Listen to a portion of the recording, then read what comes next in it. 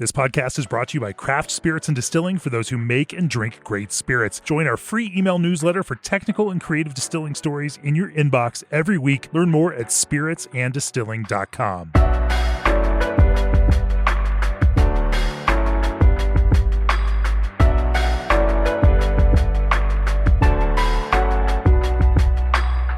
Hey guys, welcome back to the Craft Spirits and Distilling podcast. I am Sydney Jones. I am here today with my good friend, Mark Vierthaler. He is the head distiller and blender and the interim marketing director because he's just collecting titles like brownie badges at this point. I'm really close to having the full sash. Yeah. Really, the kid from Up. That's how I imagine Mark right now, just collecting distillery jobs, like the kid from Up. Yeah. But Mark is hailing to us from Tucson, Arizona, and Whiskey Del Bac, and they are making some of my favorite American single malts right now. So today we're going to get into a little bit about all the cool things that Del Bac pumps out, talk about some of my favorite subjects, which are data collection, and Mark is also very nerdily obsessed with data collection too. So we'll get into that a little bit. We'll talk about marketing considerations as well and making a jump from a production standpoint to a marketing standpoint and why this isn't always a bad thing and you should consider it for yourself maybe one of these days. But before we get into all of these fun things and more, G&D Chillers understands that each distillery's chilling requirements are unique. On every distillery project, G&D offers the front-end design and engineering that your team needs at no cost to you. Jim Kerr, VP of Manufacturing at Red Boot Beverages, says G&D has been with us since the early days. Their knowledgeable engineers and service techs are there when we need them. We're in the midst of a large expansion, and they've been right there with us to select chiller solutions for today and the future. Reach out for a quote today at gdchillers.com. And attention, all distillers, the MPE Granulizer is the precision roller mill that will change the way you approach distilling. The MPE Granulizer masters every grain with unparalleled consistency, providing better flavor extraction and a more efficient process. One distiller even saved more than $38,000 a year after switching from a cage mill to an MPE roller mill. This is your key to achieving a perfect grind every time. Learn more on the Modern Process Equipment website, mpechicago.com. Howdy, Mark. Hi. Hi. So for those of you who are listening, Mark and I have tried to record this podcast now 6 times. I think 6 times over about as many months. Yeah. So. And the universe kept on saying no. But we persisted and it's finally happening. And I'm very excited that it finally is because Mark, very much like myself, I feel like we can just talk and talk and talk about weird subjects. So I'm excited for this one. I think it's going to be a good one. I'm really excited too. And I really appreciate your patience in making it happen. Honestly, it's technology more often than not that's just been working against me. And for some reason, my computer just decided to play nice today, which is thank you, God. Thank you, Jesus.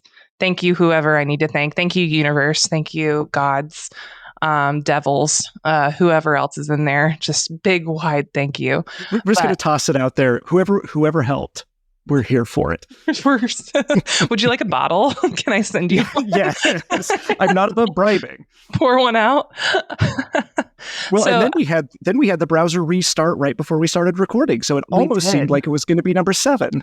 And my heart stopped a little bit, but we won't talk about that. It's fine. It's fine. So Mark, for our listeners, can you tell us a little bit about Whiskey Del Bac for those who might not be familiar with all of the incredible things that you guys do? Side note, I'm currently drinking one of his projects while we are talking right now and having a grand old time. Well, as I always say, flattery will get you everywhere with me. So Whiskey Del Bac. So we're actually coming up on our 13th anniversary. We officially became a distillery in November of 2011. We were kind of born out of this idea from our co-founder, Stephen Paul. So Stephen and his wife, Elaine, actually owned a furniture shop here in Tucson. It was called Arroyo Design. And Stephen was always attracted to the idea of making furniture with hardwoods. Hardwoods tend to be much more beautiful. They tend to be long lasting. These are heritage pieces. These are pieces that will get passed down. And one of the major considerations and, ethical quandaries of hardwoods is most hardwoods are rainforest woods. And if you're going to be making furniture with those, there's a lot of considerations around that. And Stephen was born in Southern California, but was raised in Tucson. And he has always had this very profound love of the desert and took a look around and noticed the mesquite tree. So for those of you who aren't familiar with mesquite trees, I do highly recommend you look them up. They're indigenous to the Southwest. They're beautiful trees, but they're very gnarled. They're very twisted. They do not grow in a straight line. They're also a very hard wood. Not like me. So you can make beautiful pieces of furniture with them. But the problem is they produce a lot of waste, because to get straight lines, which you tend to like in carpentry, there's a lot of waste. And what they would do is they would take these additional scraps, these pieces that were left over, and they would take them home and they would cook with them. They would barbecue, they'd put them in the fire pit out back. And it is one of the most amazing things about living in Baja, Arizona, is especially now, I was going to say it's finally cool. It's 100 degrees today and it's October, but it's not 110. But as it does cool down, maybe sometime in November, people will burn mesquite, and it is just this smell that is infused with the desert Southwest and with Tucson. And one evening, so the story goes, while Stephen and his wife Elaine were sitting in the backyard, they were sipping on some single malt scotch. And Elaine, Stephen's wife, happened to wonder out loud, they use peat to dry malt in Scotland. Has anyone ever considered using mesquite? And Stephen just kind of got obsessed with the idea. And this was back in 2006. And so what's kind of cool about this is Stephen is kind of doing this in a bubble. Like, he's not aware of the American single malt whiskey movement. He's not aware of anyone using interesting smoke profiles on their grains. He's just like, this is a great idea. I'm going to start doing this. And so he's taught himself how to malt. He taught himself how to distill. And as the product started to get a little bit better, his daughter Amanda, our other co-founder, had moved back from New York. And she basically said, hey, people seem really interested in this. Let's make this interesting and let's make this official. And so in 2011, they created Hamilton Distillers Group, which is our official name. And then Whiskey Del Bach was launched. And so Whiskey Del Bach is our core line of American single malts. And to kind of tie in again with this love of the desert and how we were born from creating whiskeys with a sense of place, our name is trilingual. We take our name from the San Xavier del Bach mission, which is just south of Tucson. And obviously San Xavier is Spanish, but Bach is the Tana Autumn word for a place where the water reemerges in the sand. And so whiskey obviously is English, Del is Spanish, and Bach is Tana Autumn. And so we are whiskey of the place where the water reemerges in the sand. And if that doesn't melt your heart, man, I don't know what other story to tell you, because that was just amazing. I can feel it. Right? Like, God, that's a romantic as hell. Jeez. I've talked so much on this podcast about terroir and whiskey and a sense of place, and terroir and spirits in general. And I've talked about it at conferences. And I just think that you guys embody that in so many ways, not just in your actual production and using mesquite, but also obviously the storytelling, the brand, everything. It really culminates so beautifully together. Like, I'm looking at the label right now. We were talking a little bit about that before we started recording. And there's this big, gorgeous cactus on it, and like these gold tones, and they remind me of like what you would see in the desert when the sun sets. And it like really comes together so beautifully. Y'all have, I think, one of the best identities that actually backs up your product appropriately that I've seen across the game. Thank you. And that credit goes to Amanda. Amanda, we call her the keeper of the brand. And, it's been this evolving progression, kind of touching on that label. We did a big rebrand in 2019. We had these kind of squat flask-like labels or bottles with this very old school label that were very stunning. Bartenders hated it. Liquor stores hated it because it didn't face well. You took up 2 spots. And so we did a rebranding, but Amanda has really shepherded the brand into what it is. And, I love bringing up terroir because it can still piss people off. Like, you will still have people that be like, no, distillation, it commodifies everything. It makes it flat. And that is true to an extent. You would not be able to taste our single malt and be able to tell that our smoked barley was grown in Front Range, Colorado. But it's every other step of the way that we can take advantage of that and create a spirit with that sense of place. And I always tell people, one of the things that attracted me to the brand, and one of the things that I think makes Whiskey Dalbach amazing, is this sense of place. And, I've always called us a love letter to the Sonoran Desert, because even our classic and our unsmoked offerings, to me, are distinctly desert. They're distinctly Southwestern American. Yeah, I love all of it. The Sentinel Rye that's kind of your biggest departure away from single malt as well. What was that like, switching over from single malt to a rye whiskey? Because those are two very different beasts. Yeah, it was an interesting progression, and I can tell you it came over multiple years. So the question, for better or for worse, American single malt whiskey is still this not technical category, and not as many drinkers in the US are familiar with it. And that's what we built our brand name on. That is our bread and butter. That's what we're known for. But we would still get those questions. When are you going to make a bourbon? When are you going to make a rye?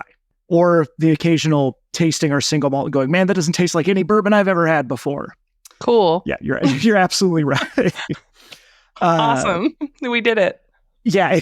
High fives all around. High fives. We did it, guys. But for those of you who are familiar with the production methods for single malt, traditional single malt, because we will always say we riff on the Scottish model, we're doing off-grain fermentation.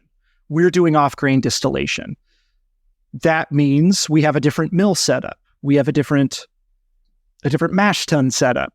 We have our fermentations are set up in a different way. So we are not easily set in a way that we could just pivot and be like, okay, we're going to make traditional American style whiskeys. We're going to get ourselves a hammer mill. Everything's going to be on grain. We're a copper pot still. We're going to have to run 3 times through. We kind of had to start looking at it as like there's this interest in it. And simultaneously, kind of concurrently with this interest in us producing a rye and a bourbon, was this interest in a more affordable product. It's one of the challenges of American single malt, or single malt in general. Malted barley does not offer high yields. It is very labor intensive. It takes time for it to happen. And as such, prices are higher. And they're continuing to go up as well. I mean, we're seeing barley crops that are getting, the yields are off with, global warming and things of that nature. Weird rain pattern, just everything. The harvests are not what they used to be. And the cost of your raw materials, especially as it relates to malt, is very, very high. Exactly. And so, our SRP for our core products, our classic and our Dorado, are $60. That is a splurge for a lot of people, and we understand that. And so we kind of started having this idea of what can we do?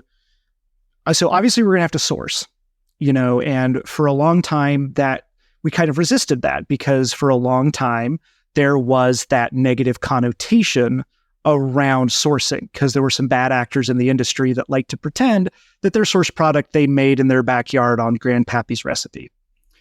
And we knew if we were going to source, we needed to be transparent about it. And we knew if we were going to source, we wanted to make something unique. And so I will always tell people, over the course of a year, I tasted through almost 300 rye samples. And those came from distilleries of varying sizes. We tasted some absolutely amazing rye that was way out of our price range. And we tasted some really terrible rye that was out of our price range. We ended up falling. We got MGP, we got our rye from Indiana, which, as you know, the majority of rye on the market is coming from there. But there's a reason for that. It's high quality, it's consistent, and they know what they're doing. But we also knew, because our entire brand was built around this idea of transparency and this idea of sense of place, we didn't want to take somebody else's whiskey, blend it, and put it into a bottle and call it our own. And so you start that thought process. What do you do to create something unique? And not just unique, but approachable, and something people are willing to purchase. And how does that then fit in with the story that we've been telling for a decade of this own make American single malt? And so, of course, the first thought goes to finishing. We're making a distinctive mesquite smoked American single malt. We have a bunch of barrels that held that smoked new make in it, that spirit. Let's just lay the rye down, finish it. Boom, we've got a smoke influence. And we got our hands on a couple dozen barrels, did a blend we were really happy with, laid it down in our old barrels, and pulled it after a couple of months, and it was fine. You could still tell what the base rye was. There was this kind of slight influence of the smoke, but nothing that just really made it change. And so I started stressing, I'm like, okay, I pride myself, or I try to pride myself on never putting anything in a bottle that I'm not proud to put into a bottle. That, if I wouldn't spend money on this, why would I ask anyone else to? And so why would I ask someone to just buy another source rye? And you start looking through what are other options you can do. And I've long maintained I've never had a good idea. I've stolen everyone else's. And you start looking at the Lincoln County process and that filtration across sugar maple charcoal. Well, we still malt our smoked malt on site, in-house. So we're generating a bunch of mesquite charcoal. And so I was like, well, what's going to happen if we take this finished rye and we filter it across a bed of this mesquite charcoal? And it completely changed the profile. Like it changed the mouthfeel, it changed the nose, and it interacted really well with that smoked finish. And so we did this soft launch 2 years ago now of Sentinel, which was our rye. And it's in a different bottle. It's a different label design. I always say it's a cousin of our products. And if you look at the back of the label, we're very clear. We're very concise that this was distilled and aged in Indiana, but finished, blended, and bottled at Whiskey Del Bach. And it's a much more affordable price point. And I think it's paid off. We've gotten really good reactions from it. I will admit I'm a big rye fan. And so again, being able to make things you like, I think it can play into positive final product. And yeah, I think probably one of the best compliments we ever got is we did have a salesperson who'd been with the company, the distillery, for a long time. MGP, he came through and he was just kind of doing a tour. He's like, I want to talk to the people that are purchasing our barrels. And we tasted him on the Sentinel. And he said, this is the first time I've never been able to tell that it's our stuff. He's like, I sipped this, and if you had told me this was ours, I wouldn't have been able to tell you. And I was like, I'm glad. And then he bought a bottle, and then he walked out the door, and he came back in about a minute later, and he bought a case. And he went out the door, and he came back, and he bought a second case. And he said, I have to take this back for people to taste. So, what a compliment. That's awesome. Oh, it was huge. And it was flattering, and just like, it was a big leap for us. I know it was a big leap for the evolution of the brand. But again, I think coming back to, if you're transparent, if you're thoughtful, if you're creating something new, I think that's where that comes in, and that you can really make very interesting, very profound things. And it's interesting. This is going to be a tangent, but it's interesting how my opinion on sourcing has changed the longer I've been in the industry. My first distillery, Boot Hill, we grew the grain we used in our whiskeys.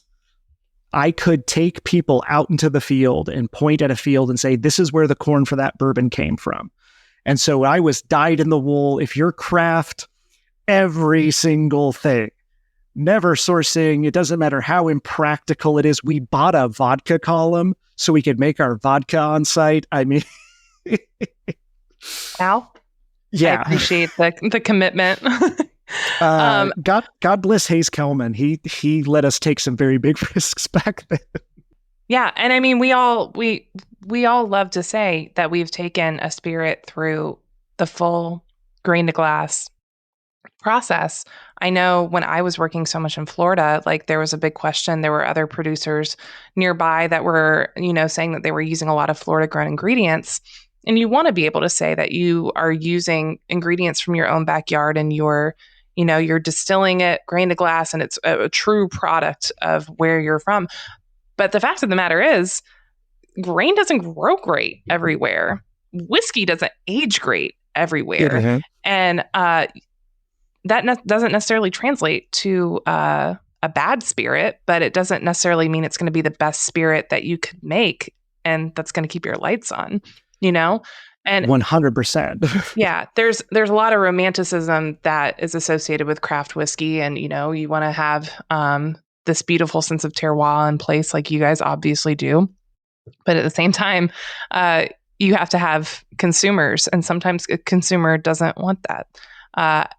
I loved the Sentinel. I tried it. I was not aware that it was MGP, and I also wouldn't have been able to tell you it was MGP when I tried it. Mission accomplished then. That was a really fun little factoid that you put on me. Because with everyone's initial thought, I hear so many people that say when they're finishing a whiskey and it doesn't taste like there's been any impact, just put it back in the barrel. Just let it sit for a little. You can't do that in places like Tucson where it's 100 degrees. You run the risk of going back and finding a completely dry barrel. Like that's a big risk. That would keep me up at night. And incorporating that charcoal mellowing is so creative, and hats off to you guys. I tried it without knowing anything about the production process behind it. So that just delighted me. Thank you. Excellent. So I know you are a very data-driven person. We've talked a lot about it. You've presented about it at ACSA. It was one of my favorite presentations at the American Craft Spirits Association conference was your data seminar. I know you do a lot of sensory for your American single malt because you are in charge of blending as well. So tell me a little bit about shifting gears, especially when developing this rye whiskey that's so different than what you guys have always traditionally put out, going from American single malt standards and sensory and knowing what you're tasting for, and then just pivoting into something that is so completely different and so completely unknown. It's interesting, and it's kind of, again, very apropos. We were just having this conversation today at the distillery of you can have a lot of qualitative data that is much more difficult to crunch. I can't run an Excel spreadsheet and be like, oh, well, this person thought this whiskey tasted like rosemary, or this person said they buy whiskey when they're celebrating birthdays. But one of the things that we're very big on is obviously we're tracking that quantitative data. We're utilizing our COAs of the malt. We're having those conversations with our malt houses and our farmers. We're taking pH. We're taking specific gravity. We're doing those things that are nice, hearty numbers, but in a vacuum do nothing.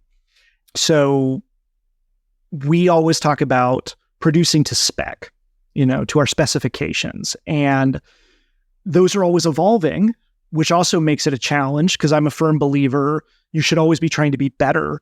We should always be doing things to improve our product, make it more efficient, but not efficient at the sacrifice of the quality. And so what we'll end up doing is going back and tasting past products. And this is what we know we want it to be like.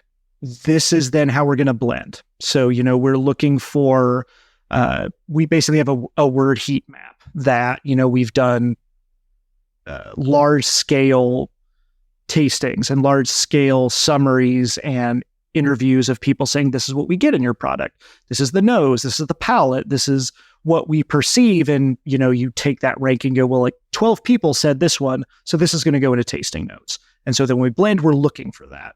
At least for me, I have a bad habit of when you're making the same thing over and over again, it ends up boiling down to, is this right? Is it not?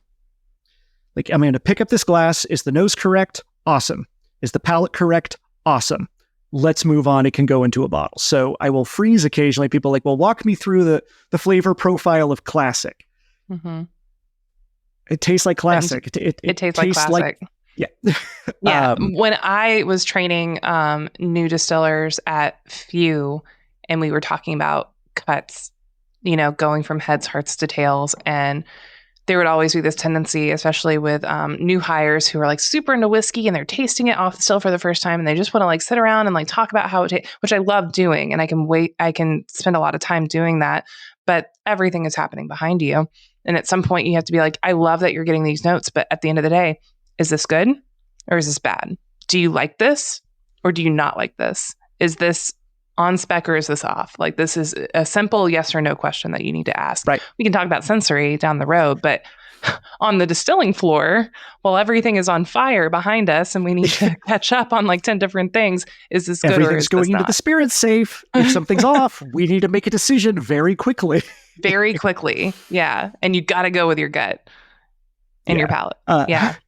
It is funny. So we kind of to go back to like, as the new make, as it comes off of the still, we take readings every 30 minutes. We are a small 500-gallon pot still batch system. And so we don't have huge yields. And so the difference between even 10 to 15 minutes is massive. And so we will typically take 30-minute notes. Like, what's our proof? What's our temperature? Everything's behaving correctly. It's going down the way it should. Wonderful. And I always have asked the distillers, you need to put a sensory note. And sometimes I always tell people on tours, like, if you flip through our spirit log, you can tell when something went wrong. Because if it's going well, there's notes like yerm or Deloiche or nanners. Like these very, like, it's fun to be creative. But when something went wrong, because then there's actual tasting notes. Nose is this, palate is this. Okay, so something's coming off the still, not within spec. And so to me, I thought that was a fun way. I don't even think I can say I didn't set out to set that example or for that to be the way that we did that, but it just kind of became that as you taste it, if it's wrong, you need to tell me what's wrong. And you need to know what's wrong. Like, because, I trust you to make these decisions. And so we can then track, well, if we're getting these notes, do we need to do a CIP on the still? Yeah. Do we have a point of contamination? Yep. Is there? Exactly. You got to know what your defect is in order to know where to start troubleshooting. Yeah. I think that's brilliant. I love that just kind of organically happened for you. Magic. I mean, yeah. And 70% science, 30% magic. I mean, that's one of my favorite ones. I had to be gone for a spirit run, and my lead distiller, Dustin, who's a phenomenal distiller and a great guy, he was practicing his kanji. So he was sitting there and he'd take the reading and he was looking up delicious. And so then he'd practice his kanji on it. And so I came back in and I'm looking through and I was like, so I assumed the spirit run went well. He goes, oh yeah, no, it was perfect. But like, to me, it was such an interesting, like, creative way of still focusing on the product, still making sure that it is what it was going to be. Because I also know Dustin well enough to know, had something switched, had there been something off, the kanji would have stopped. And it would have been okay, let's figure this out. Let's adjust. So we kind of take that approach throughout the whole process of sometimes, I think, when Nicole Austin was on and talking about, like, sometimes you just have to be like, yeah, this is correct. Or you're tasting through 30 barrels, or you have to do a 3 to 4 dozen barrel blend. Yes, you need to be conscientious. Yes, you need to be aware, but at a certain point, is it correct or is it not? Mm-hmm. And we had this set and we had this idea and we had what we knew we wanted for our single malt. And then pivoting to rye. New frontier. It makes it a little, yeah, and it also makes it easier when if you make stuff you want to drink. I always say I've been lucky enough for the past 8.5 years, I get to make stuff I want to drink. And, there's a lot of challenges in that, and it's stressful and you lose sleep and it's exhausting. But, we sat down and I tasted through, I think probably about 2 dozen ryes in the same price point. And then I tasted through some ryes that were way above, and I tasted through some ryes that were way below, and worked through the production team with that of this. Okay, so when people think of rye, this is there's always going to be outliers. You have that bell curve, but this is in general what a rye profile is. Then I took and proofed down some unfinished MGP rye, and I was like, we don't want to be this. Like, this is our base. This is what we're starting with. This is our palette. This is what we're working with. But we need to create something that when we taste these side by side, we go, we have created something different from that. And I think, for me at least, it's very difficult sometimes to quantify when it's not right and when you're not there yet. That being handed a glass and going, but it's still not what I want. And the times I'm sure I've pissed my staff off more than once of being handed something and just going, no, this is good, but it's not there yet. It's not. And they're like, well, what do you want? I'm like, I don't know. Like, maybe I want a heavier tannin profile. Maybe I feel like we've got too much oak influence here. I also, you have to take into account your own biases. Like, that's something I try to be very conscientious of, is I know what I like, but maybe that isn't what the general public likes. Or this particular note that I think is interesting and, can create a dram that you can sit and think about. Maybe the average consumer isn't going to want that. And they're going to taste that and go, man, that was just too funky. I didn't know what they were doing when they thought that was a good idea. Yeah. I think it's so interesting with rye too, because rye in my mind occupies the same space as malt in that it can be so variable, and so much of it just depends on how you're producing that liquid.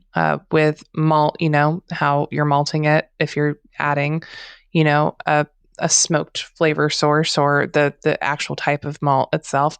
And then rye, you're seeing that as well. The type of rye, how you're fermenting it. Are you using a POF negative or a POF positive yeast? All of that is going to have such a huge impact on flavor. And there's this wide range with both rye and single malt.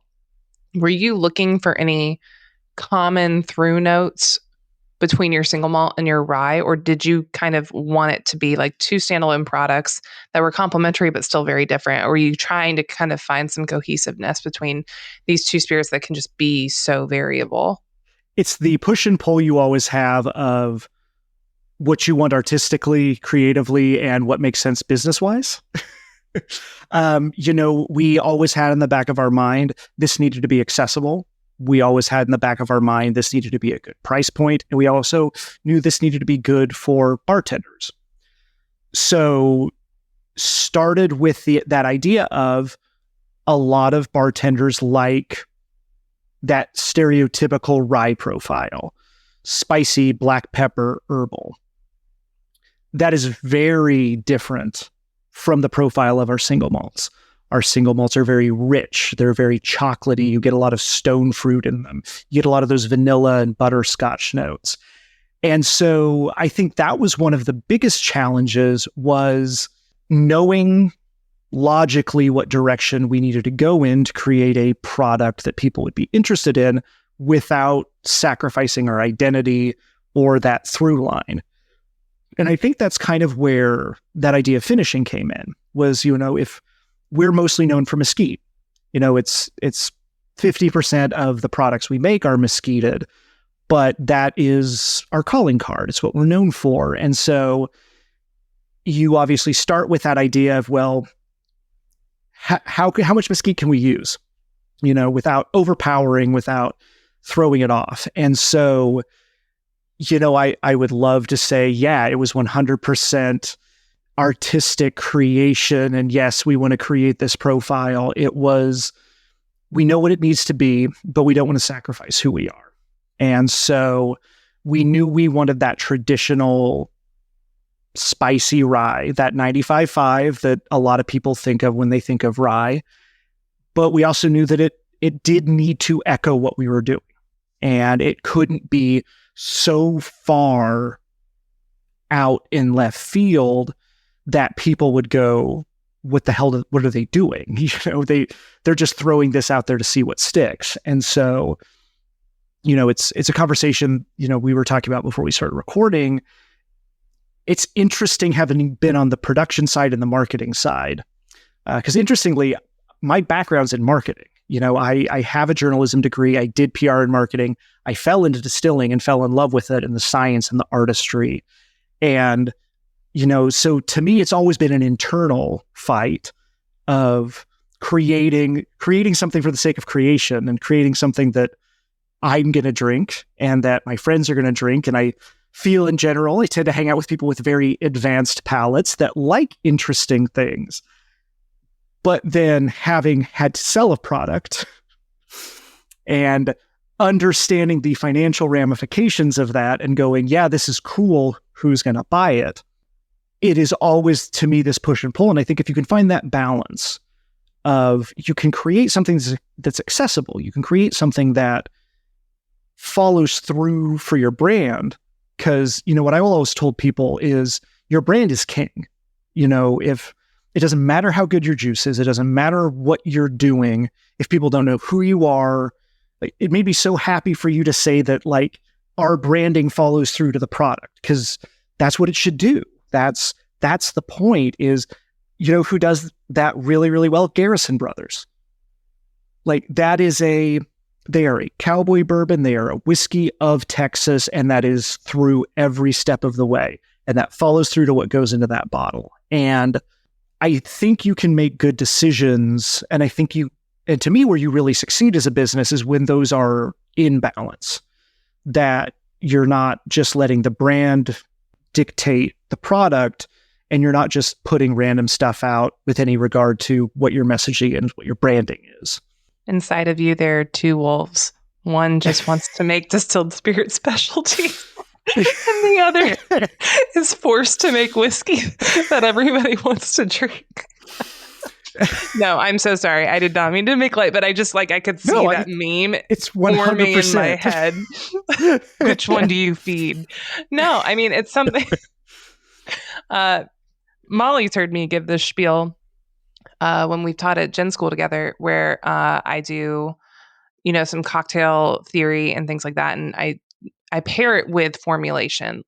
You can make the coolest gin in the world, but how is your bartender going to work with it? Because more often than not, you're going to be consuming that gin in a cocktail. So you have to know how it's going to play in a cocktail. You need to make several different cocktails out of it. You have to have a mind for how it is going to leave your facility and go out into the world, and how people are going to perceive it and mix with it, because you have no control over how they're going to drink it once it's out there, once it's sold.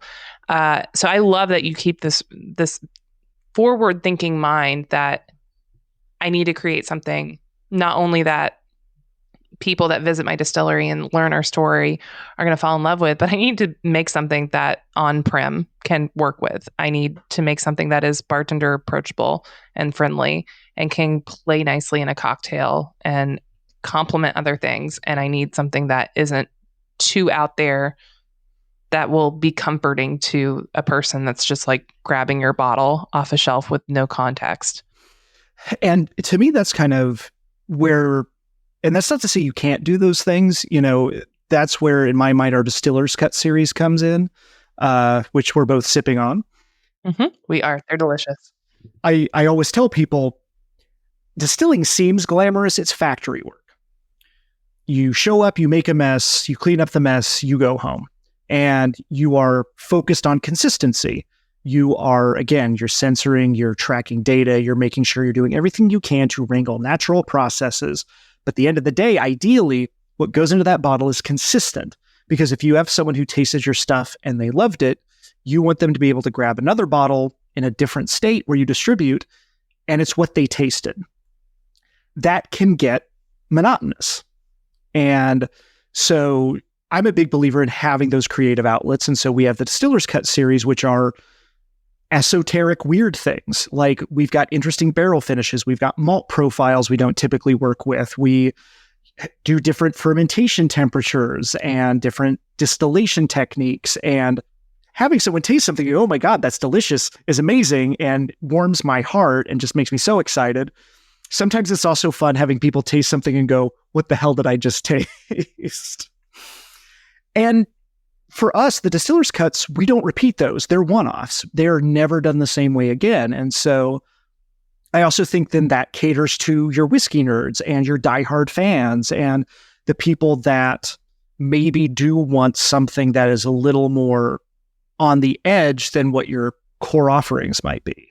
You just said something that really got me thinking there with it. Piqued my curiosity. I think that's the correct word to use. I was struggling for it there.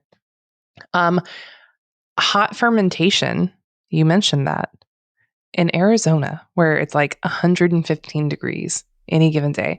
Please tell me what happens with this. I'm genuinely, outside of this podcast, just really curious about hot fermentations in Arizona.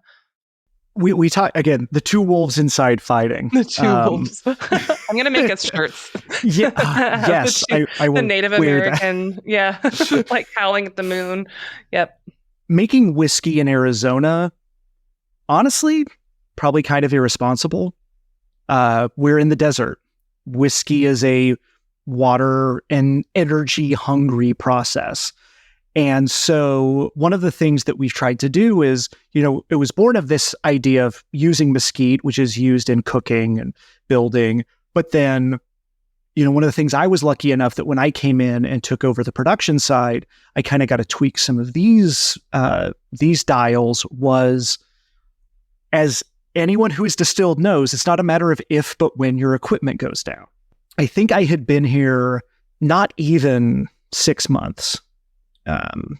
It had to have been at least 6 months because we moved here in the fall. So it would have been heading into spring and summer, and our chiller went down.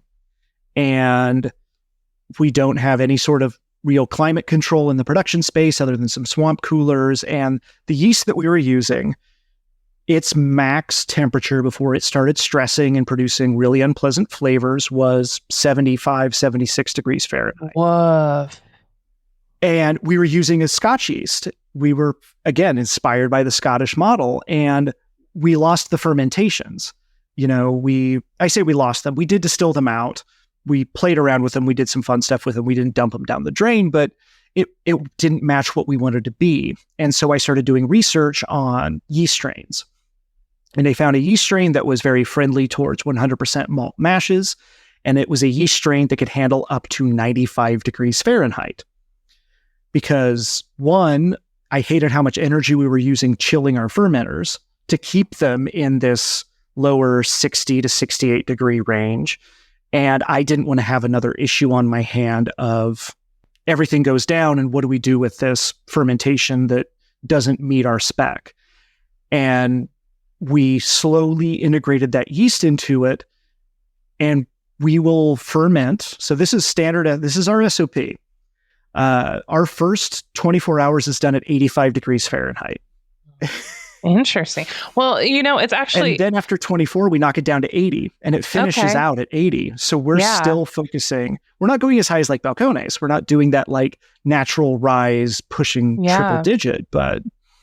So you said after the 24-hour mark, you take it down to 80. Mm-hmm. So that's when it's fully in your log state, entering into your plateau, but your lag is at a high temperature.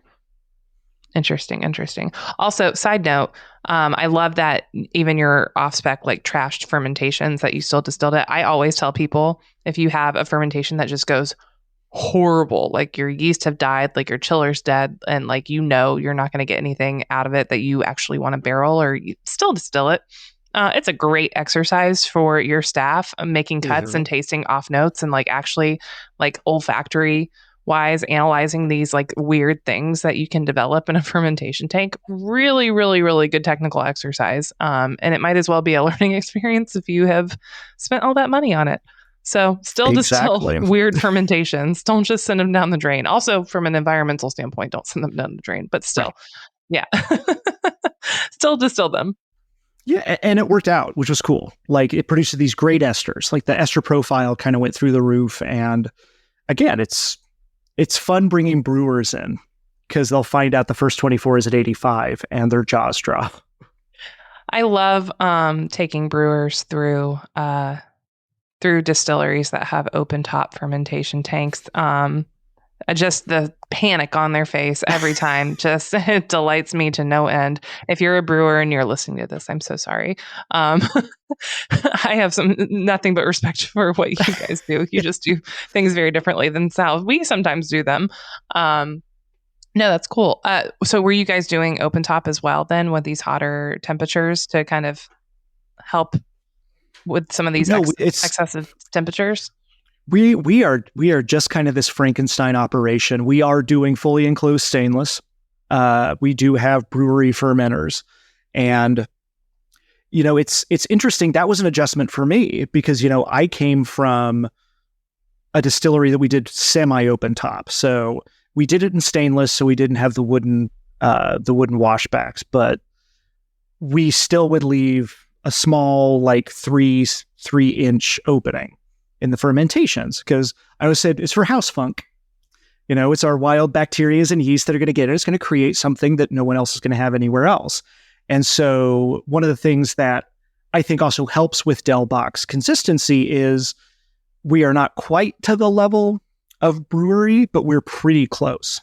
Mm-hmm. And that actually took some adjusting of going from that kind of American, very aggressive, very interesting, very funky new make, aging into oak to oxidize and create interesting, complex things over years to, that comes into our barrel program, that we have to have a more, neutral's not the right word, but we don't want maybe those heavier influences of that bacteria and that yeast, because we can't let things sit so long.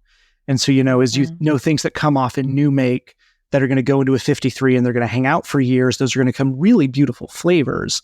We don't have that luxury. And so we have to have such a tight rein on what is going into that still and what is going into our barrels, that keeping as close to a sterile environment within the fermenters as we can makes our life easier down the road. Yeah, I get it. I'm seeing more and more distillers go the enclosed fermentation route. Like, we understand that there's going to be outside flavor influences from just the natural flora and fauna and bacteria and things that you just can't avoid. But I'm seeing more and more of a trend, especially here in Kentucky, that you'll have some open tops for the sake of tourism, for that romantic ideal, but a lot of them are just switching over to enclosed. And it's an interesting kind of shift on the large scale side. Briefly, let's touch on maturation then in 115 degree weather. Because coming from Florida, I feel like I kind of know your pain, but also I don't, because it was so dry, or it is so dry, it is so dry out in Arizona. It was not dry where I was. It was very humid. Yeah. Our angel share is abysmal. I can't imagine. I was looking at like 10% a year. We're looking at around 15. Yeah. Yeah. But it's an interesting, some people may call it marketing. I genuinely believe this. Maybe I've drank my own Kool-Aid. People will be like, oh, it must be a challenge. And I'm like, it is a challenge, but it is part of what makes the product the product. We're on average, in sometimes like between 15 to 16% humidity. We can get even drier. We have what's called monsoon season, which is where we get the majority of our rain. That comes in the summer, and we become very humid. So, one of the nice things being dry, we do gain proof, but it is so aggressive, and we have such aggressive temperature shifts in a single day. So we will have 30 to 40 degree diurnal shift. Today's a good example. When I went to the distillery this morning, it was 62 degrees, and it is 90 something right now. So we just had 30 degrees in 24 hours. And so we're getting that push and pull, we're getting that dryness, and we released our bottled and bond this summer. It was a 2-barrel set of 4-year-old whiskey, and we're great yields. I can believe that. Well, I was also going to ask, with all of that pressure just building up for all these crazy temperature swings, and then also just being so dry, I'm sure your barrel integrity, just the physical integrity, is also something you have to look out for. I can just see cracks in my mind, cracks everywhere. Our cooperage is very good. We use Barrel Mill out of Avon, Minnesota. Yeah, they're amazing. And one of the reasons that we actually go with them is how thick their staves are. And that has helped mitigate some of that. But, if you walk through our rick house, it is not unusual every once in a while to have a barrel we're going to pull that is half empty.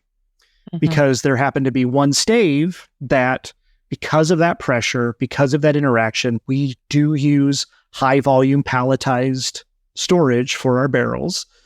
Something cracks and it just leaks everywhere. We do top fill, and I did eliminate our belly bung, and that has helped a lot because obviously you have the bung in that stave, you're adding another pressure point where it can fail. So we have at least seen a little bit of reduction in some of those super leaky barrels. Yeah, that's something that I've recommended to a lot of people that are south of Mason-Dixon is top fill.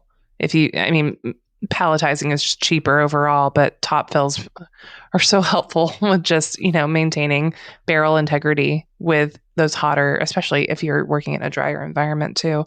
I'm a big proponent of top fill barrels. I know there's been a lot of chat about, are they worse than the traditional side? But in cases like this, it's pretty obvious that it's a helpful technique.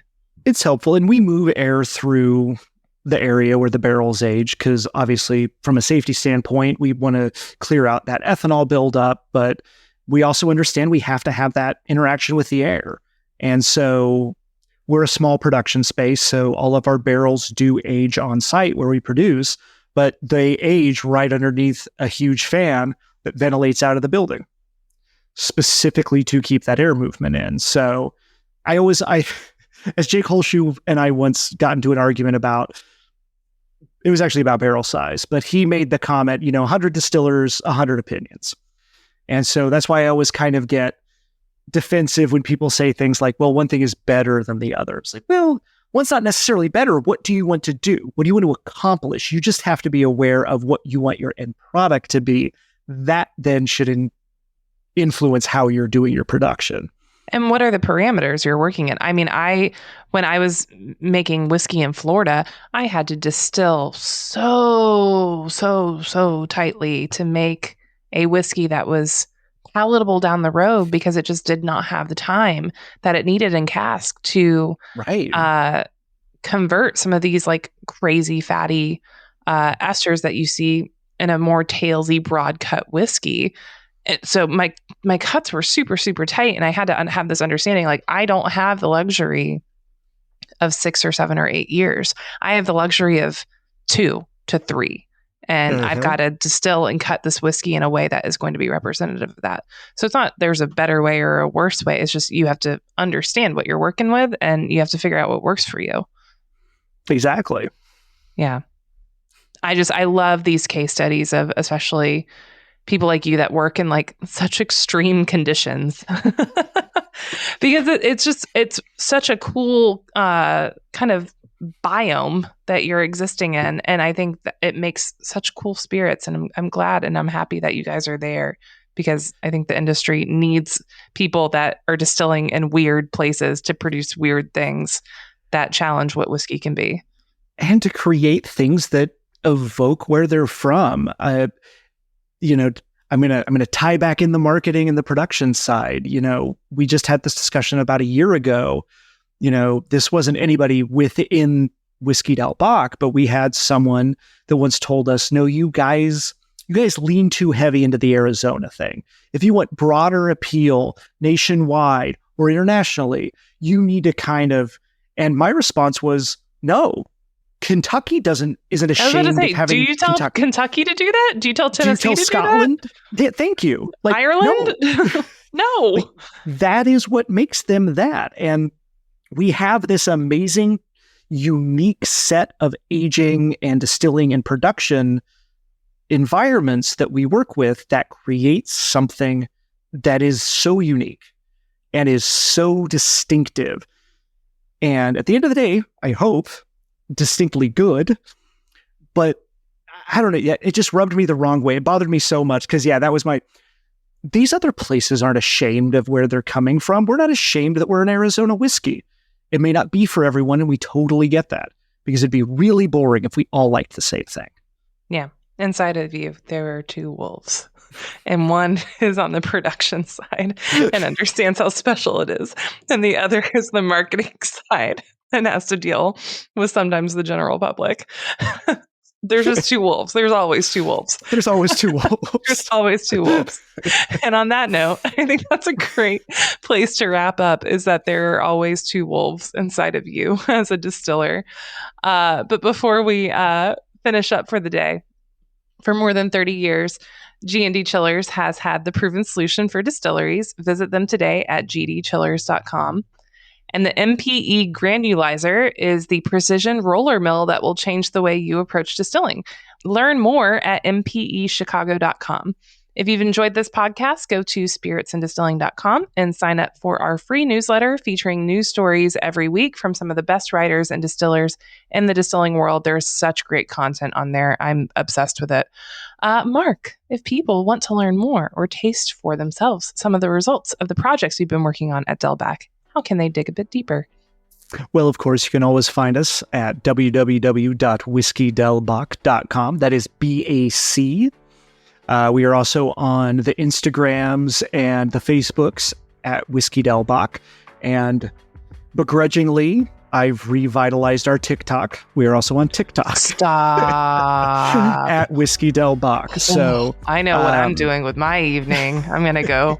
What? Oh, and then there's the cats. They have social media as well. Yes. So if you want to follow our distillery cats, Pablo and Waldo, they are at Gatos Delbach. Turo was our longtime distillery cat. She has retired here home with me. She is actually just on the other side of the door taking a nap right now. So, but if we would love to have you come through the distillery, if you find yourself in Southern Arizona, we are available for shipping in, I believe, 42 states. We are distributed in about 25. The sales department would be livid with me because I couldn't name them off the top of my head. But if you go to our website... Come on, marketing. I know. Man, somebody needs to talk to this interim marketing director because... He's interim for a reason. Yes. But just find us online. We try to be pretty communicative, and we always appreciate the feedback and the conversations. It means a lot to us to be able to create things we love and share them. Thank you so much, Mark, for being on our podcast and talking with me, and also making this delicious whiskey that's in my glass right now, the Delbach Distiller's Cut, Spring 2024. That's what I'm sipping on, if you can find it. It is really, really good. We'll be back in 2 weeks with another in-depth distilling conversation for you. Thanks for joining us. Cheers.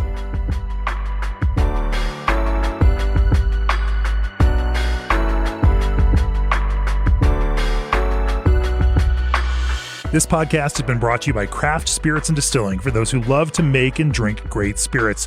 Join our free newsletter today at spiritsanddistilling.com for pragmatic, technical, and creative distilling stories in your inbox every week. Sign up now at spiritsanddistilling.com or click on the link in the show notes.